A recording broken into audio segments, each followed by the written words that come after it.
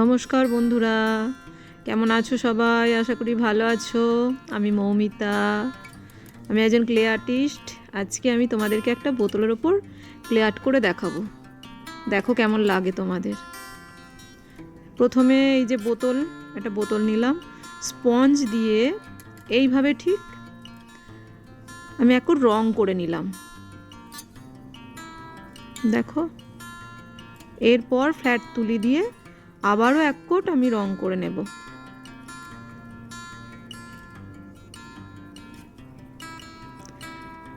এরপর আমি বোতলের ওপরে একটা পাখি বানিয়ে দেখাবো। এই দেখো, পাখির মুখটা আমি বানিয়ে নিলাম। এরপর বডি, এই যে পাখিটা বানাচ্ছি দেখো। এরপর আমি ছোট ছোট দেখো পাখির ডানা বানিয়ে রেখেছি, সেগুলো আস্তে আস্তে আমি অ্যাটাচ করছি।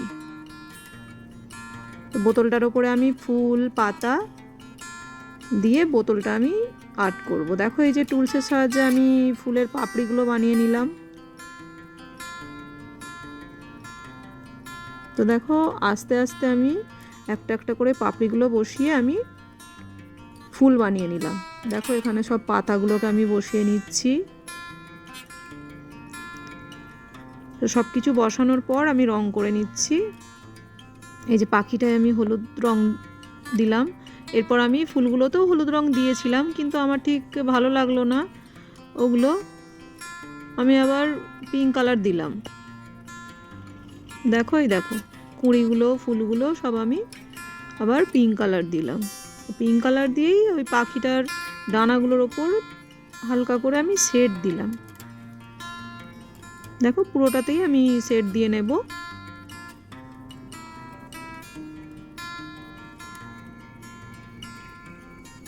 ফুলগুলোতেও আমি, যেহেতু পাখিটা হলুদ কালার আছে, ফুলগুলোতেও আমি শেড দিয়ে নিচ্ছি। দেখো, ফুল কুঁড়িগুলোতে আমি সব হলুদ কালার দিয়ে শেড দিয়ে নিচ্ছি।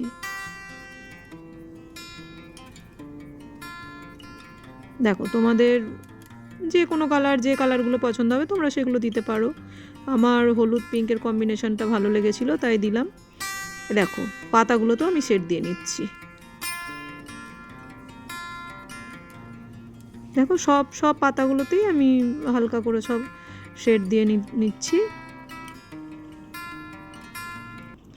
এরপর পাখির চোখটা আমি এঁকে নিলাম। কালার করা কমপ্লিট হয়ে গেল আমার। এরপর ভার্নিশ করব আমি। পুরো বোতলটায় আমি এই ভার্নিশটা একটা তুলি দিয়ে লাগিয়ে নিচ্ছি। বোতল কমপ্লিট। কেমন লাগলো জানিও সবাই। যদি ভালো লাগে তো একটা লাইক কমেন্ট করে দিও। নমস্কার, বাই।